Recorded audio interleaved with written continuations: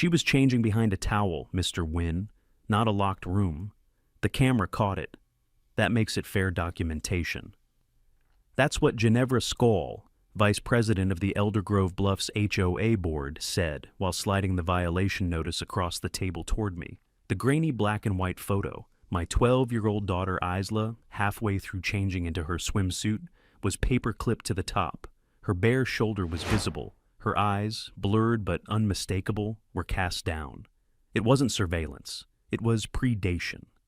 Ginevra leaned back in her chair, folded her hands over the clipboard, and smiled like we were just disagreeing about hedge trimming.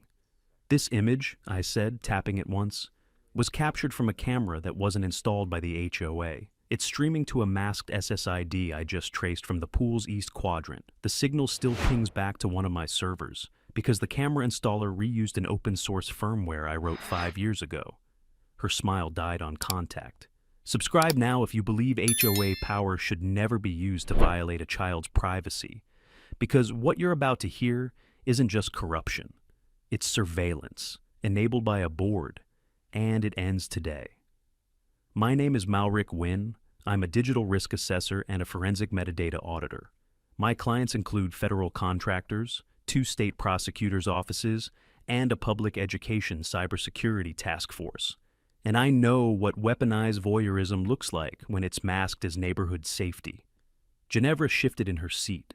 Isla had used the cedar cabana for months now. All the kids did. It was the only semi-private corner near the HOA pool, shaded by a wide cedar, fenced on 2 sides, and usually draped with towels when the girls needed to change quickly between swim sets. Isla would bring 2 towels, one for the ground, one for privacy, and whisper-scream at her friends not to peek. She laughed in that cabana. She felt normal there again. We moved to Elder Grove Bluffs for its quiet, for the signs that said family first. After the last time, when Isla was doxxed by a live-streaming app glitch, Lucine and I had promised her, no more digital eyes, no more half-safe neighborhoods, no more pretending normal meant safe.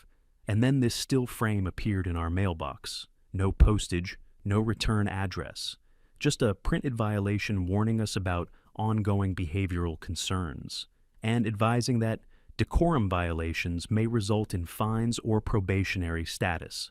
Probation. For being filmed while undressing. "I understand you're upset," Ginevra said now, her voice syrupy with faux empathy. "But the HOA has a duty to maintain community standards. The board reviewed the footage. Nothing was distributed." "You watched it," I said. "You watched my daughter change." The silence was immediate. I reached into my bag and placed a network printout on the table. "This is the SSID signature for the camera's private router. It triangulated to a location 47 feet from the pool, mounted above 6 feet. It's not part of the HOA's approved camera grid, and the MAC address is registered to a home router inside your residence." Ginevra's son was Candler Skoll, 22, jobless, and recently evicted from campus housing over conduct violations involving digital equipment. "You're throwing out dangerous accusations," she said sharply. "And you're sitting on civil and possibly federal exposure," I said, "depending on how long that feed was active." Lucine stood beside me. She didn't speak yet. She didn't have to. Her FBI credentials hung from her neck. We hadn't told anyone who she worked for. Not because we were hiding, but because we were trying to live. Trying to give Isla a school year where she didn't flinch at cameras or wonder where her photos might end up. Lucine had spent the last 3 nights recovering deleted video segments from a temp buffer linked to the SSID. One of them showed Isla. Another showed 2 other girls. One girl looked barely 9. Ginevra's mouth opened like she was going to say something righteous, but nothing came. "I want every board member who saw that footage to write their names down now," I said, "because the case report will name all of you. And this was just the start. Where are you watching from? Because this isn't just a neighbor problem. It's a blueprint for how power abuses privacy, and how far some of us will go to fight back." I left that meeting with the violation letter still crumpled in my hand. The board didn't say much after Lucine stood up, and that silence, more than the words, told me they knew exactly what they were doing. Not one of them asked where the footage came from. Not one of them asked how long that camera had been there. We didn't drive home right away. Isla was still at her swim lesson, and I didn't want her to see my face while I was still shaking. Instead, Lucine and I parked 2 streets over and walked the long way back through the neighborhood. Elder Grove Bluffs had the kind of suburban Polish that lured people into thinking nothing bad could ever happen. Neatly spaced mesquite trees, perfect gravel borders, identical beige stucco houses, HOA mandated lighting posts that made every corner look too clean. We passed 2 neighbors walking their dogs. One gave us a nod. The other, a woman in a garden hat I'd seen at the last cookout, paused a little too long. "I heard what happened," she said softly. "At the meeting." Lucine and I stopped. The woman glanced over her shoulder. "It's not the first time." That sentence, that one quiet, offhand comment, reached deeper than the letter ever did. We stepped to the side, off the walkway, behind one of the decorative boulders lining the cul-de-sac. Her name was Talia. She lived on Ridgetop Lane and had 3 kids, one of whom had also used the Cedar Cabana. Last fall, she got a letter about visible undergarments and was told by the HOA to encourage more modest poolside routines. "But there weren't any cameras back then," she said. "I assume someone just reported it." Now she wasn't so sure. 2 more parents came forward that afternoon. One brought their daughter's old citation, a generic warning about unbecoming conduct during HOA-monitored events. The description was vague, the date was clear. It matched the time a seasonal block party was held near the splash fountain. Another girl had changed shirts behind the pool's towel rack that day. Someone had seen her, or recorded her. Each story piled like sediment, separate but layered, compressed by silence. By evening, Lucine had started a timeline on our whiteboard wall. Names, dates, letter headers, image formats. Her handwriting was small and even, but the rage behind it came through in how tightly she circled every instance that linked back to the Skoll residence. We weren't the first. We were just the first with the skill set to prove it. But the damage wasn't only digital. Isla came home after her lesson unusually quiet. She didn't ask for her towel, didn't joke about the frogs by the pool lights. When I asked how class went, she only nodded and went upstairs. Lucine waited a few minutes before following her. I stayed behind in the kitchen, still staring at the wall of notes, trying to find the missing piece. The footage had been retrieved from a camera with no HOA records. The router was unauthorized. The stream passed through a VPN, but used software Lucine and I both knew. Open-source surveillance firmware patched last year by a disgraced dev team. I knew the tools. I'd helped design the patches. But that meant someone in our neighborhood wasn't just violating policy. They were customizing software with full intent to conceal. I looked out the back window. The pool was 3 blocks away, but the angle of the cedar tree came into view if you stepped out onto the garden stones. That was when it hit me. It wasn't just a breach of privacy. It was a pattern of control. Someone, likely Ginevra, possibly others, had turned surveillance into culture, had taught people to see watching children as a form of enforcement. And instead of checking themselves, the board had rallied behind community standards. I pulled open the HOA newsletter archive on my laptop. The language was subtle, but there, phrases like maintaining visual harmony, modesty in shared zones, proactive observation, and protection through participation. They'd been soft conditioning the entire neighborhood to accept the act of being watched, not for safety, but for correction. That's what made it dangerous. This wasn't a rogue camera. It was the natural result of a belief system. And it was still growing. I saw Owen Ferris for the first time since the meeting the next morning, standing beneath the arbor at the end of the community path behind our row of homes. He wasn't in uniform, just jeans, a tucked-in polo, and that clipboard he never seemed to put down, even when he was off the clock. He looked like a man trying to disappear inside a routine. He wasn't part of the HOA meeting last night. That was deliberate. The treasurer position technically didn't require attendance unless financial votes were scheduled. But I knew better. Owen had been there when the camera budget was denied last fall. He had pushed back then, quietly. I remembered the minutes. He questioned redundancy, overreach, something about conflating observation with policy. Ginevra cut him off before he finished. Now he was checking sprinkler heads like nothing had happened. I didn't say anything at first, just watched him test one valve, then another, until the spray arched too far and doused the walking path. He scribbled something, adjusted the pressure, then caught me in his peripheral and froze. "Afternoon," he said cautiously. I nodded once. "Can I ask you something?" He sighed, then motioned toward the bench under the olive tree. "Just don't record me." We sat. The breeze stirred, carrying chlorine and hot pavement with it. He didn't look at me, just at the row of pool cabanas in the distance. "You knew about the camera, didn't you?" I asked. His jaw shifted. "Not at first." I waited. "She told us it was part of a trial. Just one camera, mounted for temporary deterrence. Said it'd stay up until the spring vandalism wave passed. Never went through the full vote. Just a text thread between board members. Not even an official memo. No minutes, no disclosure." "Did you know it was recording kids?" He winced. Not directly. I assumed it was pointed at the far gate, the one with the lock that kept getting jammed. When I asked to see footage after that scooter theft last month, Ginevra said it was already wiped." "Did you believe her?" His silence answered that. I leaned forward. "You know what this is now. You know this wasn't about property damage or vandalism.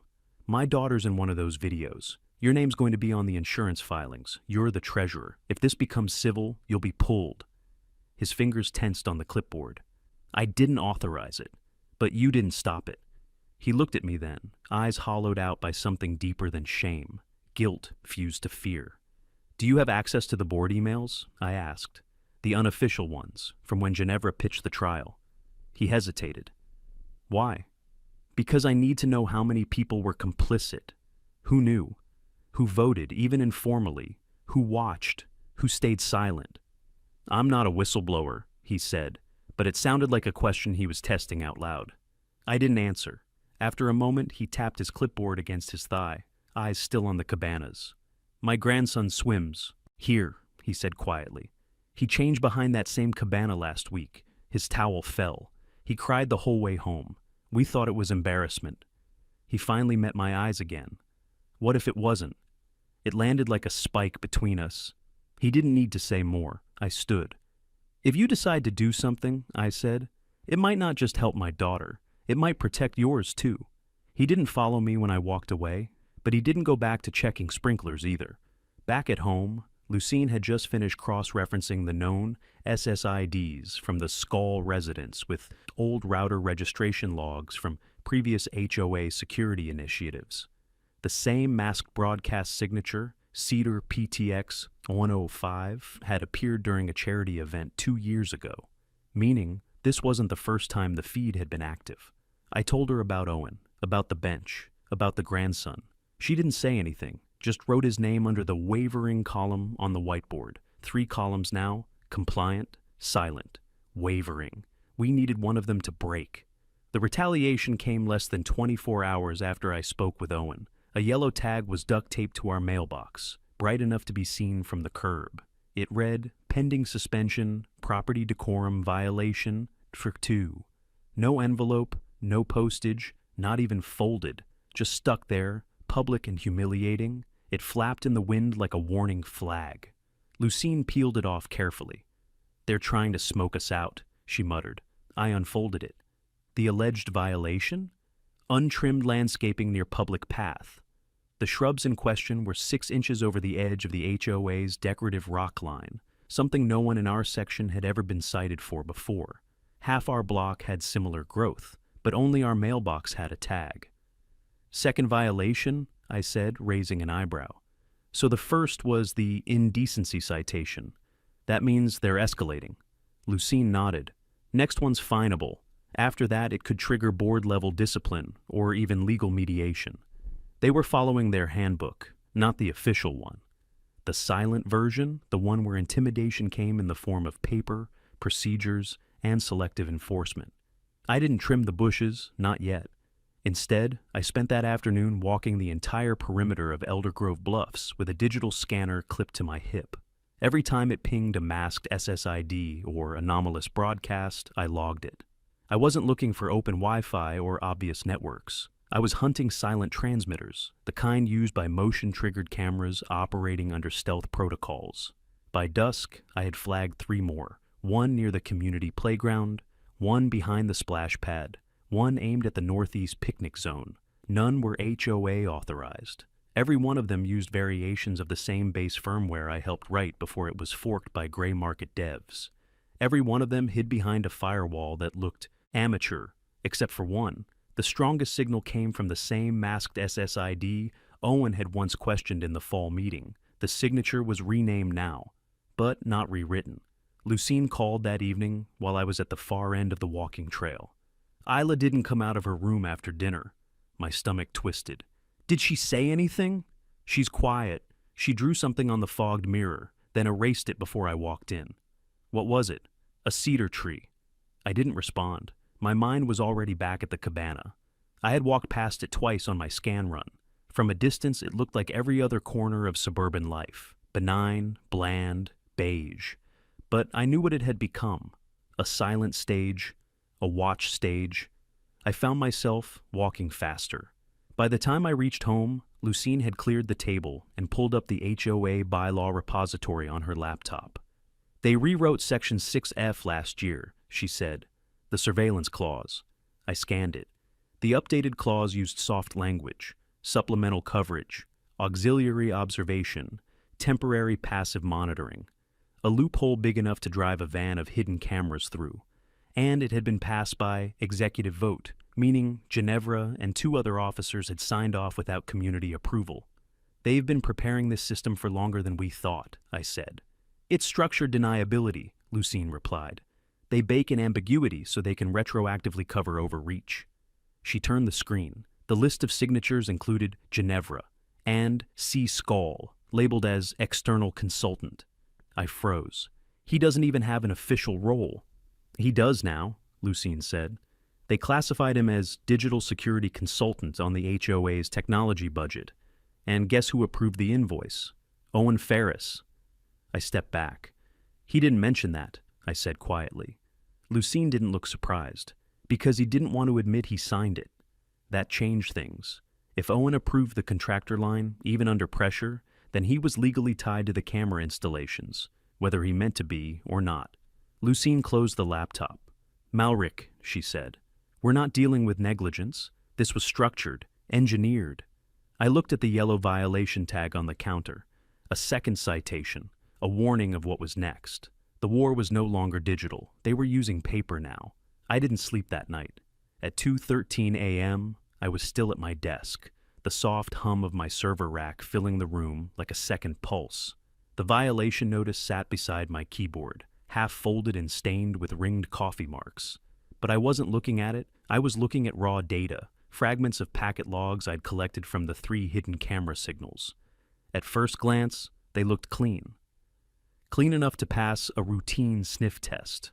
But then I cross-referenced them against old cache logs from a metadata repository I still had access to from a previous audit. That's when something snapped into place. One of the SSIDs wasn't just a repeater, it was a relay. It was sending compressed thumbnail images, not to a storage hub, but to a cloud drive account, still linked to a masked email that had a truncated hash I immediately recognized. Part of a login string once associated with a public school breach in a different county. A breach I had worked. A case I had quietly walked away from once it turned political. I dug deeper. The same email address, when forced through a pattern recognition layer, pulled up an old device ID. And that ID, though anonymized, had pinged once from a public guest Wi-Fi network at Eldergrove Bluffs clubhouse 4 months ago, on the same day as a neighborhood pancake breakfast. The timestamp, 8:41 a.m. The same morning, Isla and her swim team had changed into uniforms behind the Cedar Cabana for a pre-event photo shoot. That was the connection. The feed wasn't just being watched, it was being archived, on cloud, under a layered identity, routed through devices that were periodically nearby but careful to never stay long. And it didn't end there. Lucine appeared at the door sometime before dawn. She didn't ask if I was okay. She saw the screen, saw the trace log, and nodded. She sat beside me without speaking. I know that email, I said after a minute. The structure, the string obfuscation, it's his. Candler. Yeah. We stared at the log trail in silence. She picked up her phone, opened an app I wasn't cleared to access, and logged a secure note for her agency. Then she tapped a few keys and opened the raw snapshot file from the Cedar Cabana. The angle was low, upward, targeted, There was no doubt about it. Whoever placed that camera knew exactly what they were doing. "It's not just Isla," she said quietly. "There are 7 folders." My stomach turned. Lucine clicked through, revealing numeric tags, each one time-stamped, organized by event. Swim meet, community fair, Easter egg hunt, all outdoor events. All places kids moved quickly between water, play, and changing clothes. "What's this one?" I asked, pointing to a file labeled 36R Cab Review RO Nord MP4. She clicked it. The file opened on a freeze frame, Ginevra Skoll, standing at the HOA office's back patio, pointing up into the tree, gesturing at Candler. The angle suggested a second camera, possibly a phone. There was no audio, but her mouth moved with familiarity, her hands firm and confident. Not surprised, not angry, she knew. Lucine leaned back, expression flat. "That's all I need for jurisdiction." She logged into a secure FBI case locker and uploaded the footage with accompanying data logs, times stamped, layered, verified. But even as she filed the report, I kept watching the frozen image of Ginevra, the way she pointed upward, the posture, not casual, not curious, intentional. She wasn't covering up. Something she'd just discovered. She was directing it. I sat back in my chair, letting the room settle around me. "I think Owen knew," I said finally. "Maybe not all of it, but enough." "He's scared," Lucine said. "Of being complicit?" "No," she said. "Of being exposed." There was a difference. A knock came at the front door just after sunrise. I opened it to find a plain manila envelope on the mat. No return address, no markings, just thick paper sealed with a single strip of black tape. Inside, a printed list of login attempts, router assignments, and timestamps, dozens of them. At the top, scribbled in pen, I didn't know what I was signing, but I kept the logs. There was no signature, but I didn't need one. It was Owen, and it was time to move. Owen's envelope sat on the kitchen table like a quiet confession. Lucine sorted through it while I watched her face shift from focus to fury. Every sheet was precise. Dates, IPs, timestamps, access logs. It was everything we needed to confirm that the camera system wasn't just active. It was maintained, accessed, and adjusted over time. Candler's digital signature appeared again and again, and Ginevra's device ID logged in at least twice during remote access sessions. "This wasn't passive," Lucine said, tapping one of the pages. "This was reviewed footage. This was monitoring. And now it's federal," I said. "You can escalate this through CEOS." She didn't hesitate. She initiated a report submission, encrypting the packet and tethering it to the case number she'd opened the night before. The moment she hit send, there was no undoing it. It wasn't just a privacy violation anymore. It was a federal matter under child surveillance and cyber-stalking statutes. The FBI now had everything it needed to initiate a request for a federal warrant. Isla still didn't know. We'd told her that someone had used a camera without permission, that it had been removed, that we were working to make sure it never happened again. But she was smart, smarter than we gave her credit for.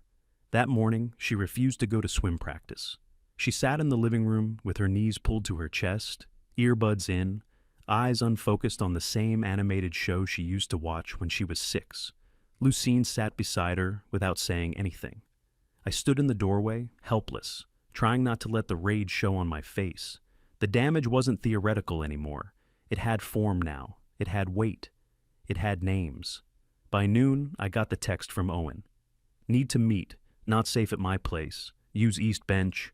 I found him sitting beneath the awning at the old Rose Garden Trail, wearing a maintenance vest that didn't match the temperature. He looked paler than yesterday. His hands trembled even as he tried to act like they weren't. "I'm not trying to protect her," he said before I even sat down, "but I'm trying to survive this." "I'm not looking for survival," I said. "I'm looking for accountability." He gave a tired laugh. "You don't know what this board does to people who push back. I know what her son does to children." That shut him up. I slid him a printed snapshot from the folder Lucine had compiled. Ginevra's reflection captured in the camera's lens, pointing toward the cedar cabana. "She knew it was there," I said. "She directed it." Owen stared at it for a long time. "I thought it was just to stop the vandalism. Some kid spray painted the back wall last year. I thought this would help catch them. But when you saw those login logs, when you saw your name on the approval line, he looked down. I wanted to believe I didn't understand what I was signing, but you kept a copy, because I had a bad feeling. That was enough for me. Do you know where the backups are stored? I asked. He nodded slowly. There's a network drive, not on HOA servers. Candler set it up using a private relay. Ginevra gave him a dummy budget line. It's hosted off-site. You can access it? No, but I know the alias. I helped set the budget limit. They called it Digital Asset Protection. Said it was to store HOA files redundantly in case of legal events. Give me the alias. He hesitated, then nodded. Lucine ran the search that afternoon using bureau clearance protocols. The alias matched an encrypted server location in a cloud architecture used primarily by offshore hosts. But we didn't need to break it. We didn't need what was inside. We already had what mattered, proof that it existed, proof that it was off-site, concealed, non-disclosed to members, and funded using redirected HOA funds with a contractor who had no business being anywhere near a camera. Lucine turned from the screen. I'm putting in for the motion. We'll have federal boots by the end of the week. And just like that, the case stopped being ours alone. It became federal. It became real. Owen was waiting on our porch when we got home the next day. He didn't ring the bell, just sat on the top step with his elbows on his knees, watching the street like someone waiting for a verdict. Lucine opened the door, nodded once, and let him in without a word. He carried a flash drive in his hand, sealed in one of those plastic zip bags with the kind of care only guilt creates. His face was red, eyes sunken. He looked like he hadn't slept in 2 nights. I didn't ask if he wanted coffee. I didn't ask if he was ready. He was here. That was enough. I took a full image of the relay server before I removed my access credentials, he said, setting the drive on the table. I shouldn't have had them in the first place, but I always keep administrative redundancy, even when they don't ask. Lucine raised an eyebrow. You cloned the encrypted relay? No, he said, shaking his head. Just the directory map, not the contents, but I saved every access log, every user credential rotation, and every invoice the HOA signed with Candler listed as the point of contact. She took the bag and sealed it in an evidence envelope. I'm not cleaning this, Owen said, voice low. I signed off on budget items I didn't verify. I ignored my own questions because Ginevra said it was all covered, that it was just a deterrent system. You were manipulated, I said, but you didn't stay silent. He gave a weak smile. That's a generous reading. It's also the true one. Lucine handed him a piece of paper, typed and official. This is a formal whistleblower acknowledgement. It protects you under federal reporting laws. If you're called in as a witness, you'll be identified as a cooperating party. He read it, then folded it slowly and placed it in his pocket. She'll come after me, he said, more to himself than to us. Maybe not directly, but through someone. That's how she works. She's not going to touch you, Lucine said. Not anymore. That night, the server traffic dropped by 30% across the board. The network ping from the Cedar Cabana vanished entirely. The picnic zone stream dropped to null. And by morning, the signal at the playground flickered and failed. Lucine's team hadn't even made contact yet. They were running, which meant they knew. Around noon, we received an emergency board notification in our inbox. Temporary suspension of community digital infrastructure due to system upgrades and scheduled vendor maintenance. It was so transparent, it was almost laughable. Lucine forwarded it directly to the case agent in Phoenix and flagged it for preemptive tampering. By then, Isla was watching again. Not the cameras, just the people. She sat by the window after school, sketchbook in hand, not saying much. But I noticed the drawings, outlines of trees, cabanas, silhouettes of figures standing just out of frame. Her way of reclaiming space, maybe. Or trying to draw walls around places that had once felt safe. Lucine taped a privacy curtain over the lower half of the patio window, not to shut her in, but to let her sit without feeling watched. We didn't speak about the camera anymore in front of her, but she knew. Her eyes had changed. That evening, Lucine got the confirmation. The case had been accepted under federal child surveillance and exploitation risk statutes. It was moving out of local jurisdiction. A coordinated team was scheduled to visit Elder Grove Bluffs under sealed orders within 72 hours. No arrests yet, just interviews, warrants, equipment preservation. But that was enough. It meant the system had teeth now. Ginevra didn't appear at her usual morning walk the next day. Candler's car hadn't been seen in 2 days, and HOA communication froze. No newsletters, no meeting reminders. The system that had once sent out reminders 3 times a week went dark, but I didn't. Trust silence. That afternoon, Owen sent one last message, a photo of a delivery van parked outside Ginevra's house, plain white, no markings, and Candler loading 2 tower CPUs into the back. "They're wiping it," he texted, "or trying to." Lucine forwarded the image. The response came back fast. "Do not engage. Agents in transit." I closed my laptop and looked at the clock. Time wasn't on their side anymore. It was on ours. At exactly 7:06 a.m., the federal request to preserve evidence was issued under sealed warrant. Lucine received the mirrored confirmation seconds later. Agents were inbound, and the scope of the operation had been formally expanded to include both electronic surveillance abuse and financial misappropriation of HOA funds. We didn't say anything when the notice came through. We just looked at each other. It was quiet, efficient. The way this kind of work always is when the paperwork is complete, and all that's left is enforcement. Still, I didn't feel relief. Not yet. Lucine had already prepared the documentation packets, IP logs, budget line items signed by Ginevra, Owen's whistleblower envelope, and the directory trees of Candler's alias server, all labeled and organized in a way that only someone trained in digital evidence preservation would understand on site. My job was simpler. I stayed locked on the relay. The masked SSID Cedar PTX 105 had gone dark 2 days ago, but the residual ping still flickered once every few hours. I didn't chase the main server anymore. Lucine's team had full authority now, but I did watch the outer layers, backup relays, cache mirrors, anything Candler might have installed to preserve fragments in case of wipe. That's when I saw it. A ghost ping from a new identifier, PTX Burn 2A. It was faint, but matched the firmware signature Candler had used on the other cameras, almost identical. But this one was broadcasting for just 10 seconds at a time, every 4 hours. Enough to signal a backup, nothing more. I checked the last signal location. It wasn't from his house. It came from the west maintenance shed behind the HOA garden plots. I flagged it immediately. Lucine called it in, but she knew what I was thinking before I said it. "If he's routing backups through HOA utility sheds," she said, "he's trying to outlast the wipe. Or bait a dead trail," I added.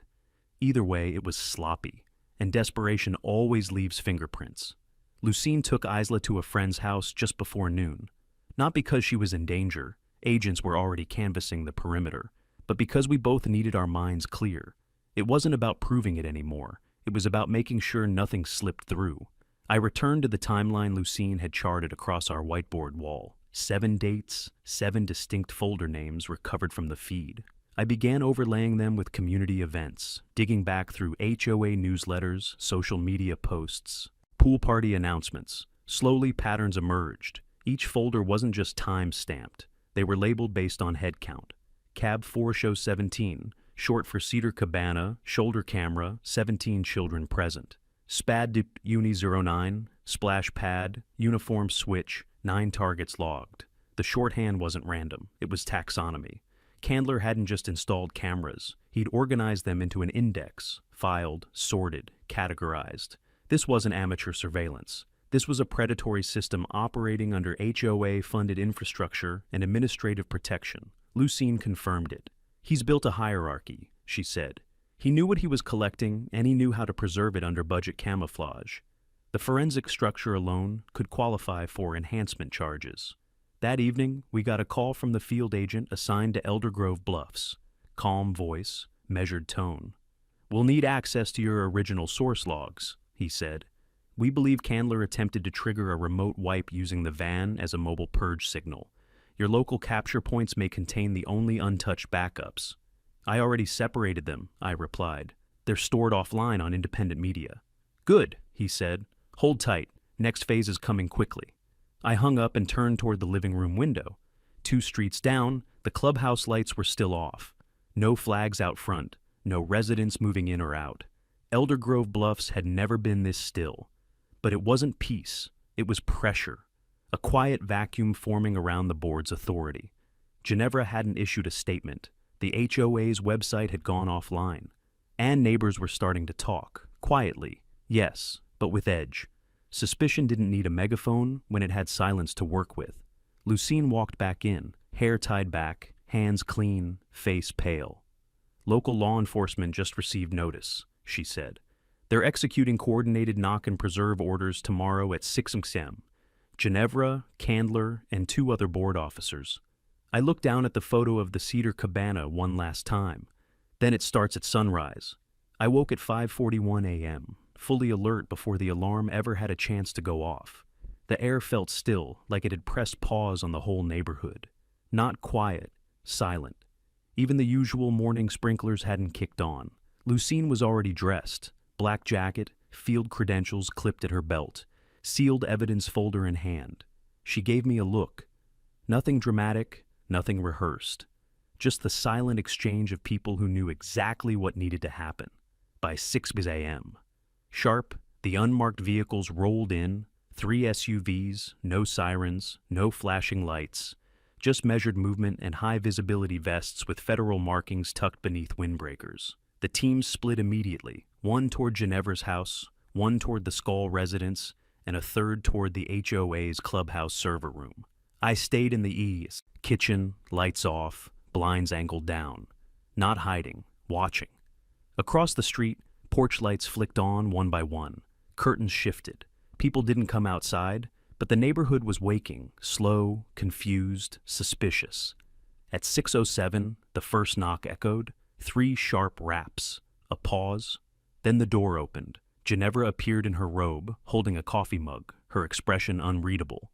She didn't shout, she didn't protest, just listened as the agent handed her the warrant. She stepped back, let them in, and vanished behind the edge of the doorway. At the Skull residence, it was different. Candler didn't open the door. The agents waited 30 seconds, then breached it. No resistance. Just silence, then motion. 2 agents entering, one holding the tablet that had tracked the mobile purge relay signal from 2 nights ago. I watched as they re-emerged 10 minutes later. One of them carried a desktop tower wrapped in an evidence shield. Another held a stack of hard drives in separate anti-static bags. The agents didn't speak to neighbors. They didn't explain. They didn't need to. By 6:40, they were gone. Lucine came back inside at 7:02, jacket zipped to the collar, expression tight. They got everything, she said. All server backups, full tower directory. Even found a binder with handwritten login aliases. He'd been cataloging since last summer. Did Ginevra say anything? Lucine nodded. She tried to distance herself, claimed she didn't know where the funding went, said Candler was acting as an informal consultant and misunderstood his role. Did she sign the contractor forms? Yes, twice. That was enough. We sat in silence for a long minute. Then the emails started. First came the official HOA cancellation notice. Due to unforeseen legal reviews, all HOA activities are suspended until further notice. Questions may be directed to the board's temporary legal liaison. No name, no contact. Just a silence wall pretending to be structure. Then came the first neighbor message. Talia from Ridgetop Lane. She had heard about the operation. Her youngest daughter had changed behind the Cedar Cabana the week before Isla. I think there might be footage of her, she wrote. Is there a way to verify without exposing anything? Lucine replied personally, carefully, explaining the process, the protections in place, the limits of disclosure. More messages followed, 3 in the first hour, 9 by midday. Quiet panic, threaded with shame, threaded with fury. And in the middle of it all, Owen. He called just after noon. They tried to delete the budgets, he said. Tried to purge the old financial logs from last quarter, but I had backup copies. Are you safe? I asked. Depends how you define safe. Are you still standing? Yeah. Then you're fine. He exhaled slowly. There's something else. An internal memo from 6 months ago. It shows Ginevra ordered a discretionary increase in discretionary spending, 10%. Said it was to expand proactive standards oversight. She tucked it into the gardening fund. That meant she'd been preparing the cover for this for longer than we realized. Lucine logged the memo into the federal system and tagged it under motive. By nightfall, the story was already building momentum outside the neighborhood. One of the parents had a cousin in local media. A whisper went out. A camera followed. The quiet wall that had held Elder Grove Bluffs together for a decade was cracking, but the war wasn't over. It was just reaching open air. The next morning started with wind. Not a storm, just that strange electric breeze that sweeps in after too much stillness. Loose HOA flyers blew down the street, the kind that used to be taped to every mailbox with cheerful fonts and hollow reminders about pool hours and shrub trimming. Now they looked abandoned, like artifacts from a regime no one wanted to admit they followed. I walked the sidewalk past 5 homes and reached the clubhouse by 8 a.m. It was locked. Not just the doors, but the access panel itself had been disconnected. A strip of caution tape crossed the front. No signage, no apology. Lucine met me near the garden plots, where Owen waited with 2 large binders in hand. He looked thinner, like he'd shed more than sleep over the past week. "Final ledgers," he said. "Everything from the last 2 fiscal years. No redactions." Lucine flipped them open without ceremony. Every payment to digital asset protection had been logged here, cleared through HOA general funds, signed by Ginevra, seconded by a rotating cycle of board members. "What about the discretionary expansions?" she asked. "Pages 36 through 42, highlighted." I watched her trace each page with her finger, lips moving silently as she cataloged every expense. Each line of funding redirected from resident services to covert tech infrastructure. There were even false line items labeled pest control upgrades and irrigation analysis. The equipment had been disguised under property maintenance. "It's fraud," Lucine said. "It's structured, intentional misappropriation." Owen nodded. "That's why I'm here." A few neighbors hovered nearby, some pretending to check their mailboxes, others lingering on their lawns a little too long. They weren't ready to ask questions out loud yet, but they wanted to be within earshot when the answers arrived. Lucine sealed the binders and handed Owen a form. "This officially logs your documents into the federal chain of custody. After today, they're no longer yours, but your name goes into the protection file." "I'm not afraid of them anymore," Owen said, his voice stronger than before. "You don't have to be." By 10 a.m., the agents returned. This time, they didn't wear field jackets. They didn't need to. They came with clipboards and authorization sheets, ready to interview witnesses, collect final statements, and prepare the materials for public legal release. The investigation had moved past preservation. It was now transitioning into prosecution. Ginevra was placed under a federal gag order. Candler was detained for forensic analysis of his personal devices. Multiple encrypted backups had been located on a network of USB drives hidden in a planter box behind the Skull House. Each contained hours of segmented footage labeled by timestamps, initials, and locations. The Cedar Cabana appeared in over 70% of them. Lucine and I stood beside the HOA pool fence while one of the federal techs confirmed the original camera node had been active for at least 11 months. The firmware? A modified version of the open source code I'd published 5 years ago, adapted and stripped of its privacy guardrails. "He exploited your own work," Lucine said quietly. "He tried to weaponize it against children," I corrected. By early afternoon, the neighborhood had shifted. People were no longer just peering through blinds. They were coming out of their houses, quietly, cautiously. Parents spoke in low tones beside strollers. A few teens lingered near the cul-de-sac, but didn't shout like usual. Even the dogs were subdued. It felt like a place in mourning, not for a person, but for an illusion. Ginevra had been the backbone of Elder Grove Bluffs for nearly a decade. The newsletters, the events, the policies, all written with that same sharp politeness, the kind that looked neighborly from a distance but always carried an edge. People followed her because it was easier than resisting. But now there was nothing to follow. And for the first time since we moved in, the HOA board wasn't giving orders. The cabana stood empty, sun cutting through the gaps between its worn planks. No towels, no children, no motion. But I stared at it for a long time. That place had become something else now. A reminder, Lucine touched my arm.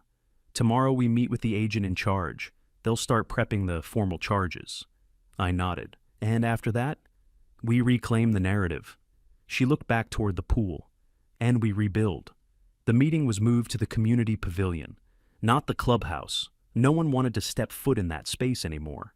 The clubhouse had become a symbol of the breach, of the lies, of the silent agreement that so many of them now realized they'd been a part of. But the pavilion, with its open beams and exposed sky, felt less like a trap. 15 folding chairs were set in uneven rows beneath the wooden canopy. By 9 a.m., nearly all of them were filled. No donuts, no HOA flags, no agendas, just people, tired, rattled, and finally willing to listen. Lucine stood off to the side, not in her capacity as a federal agent, but as a parent. Her badge remained in her jacket pocket, and her posture was stiff in that way. Only someone, carrying too much truth, can hold themselves. I stepped forward first. "My name is Malric Wynn," I said, voice steady but low. "I moved here to give my daughter a sense of safety. What happened here violated that. And it didn't just happen to her. It happened to your kids, too." A few heads dropped. Others turned to the cabana, visible in the distance. I continued. "Over the last year, your HOA dues funded a surveillance network that filmed minors without consent. That footage was stored off-site, categorized, and accessed by an unlicensed individual who had no legal clearance to handle private video data, especially not of children.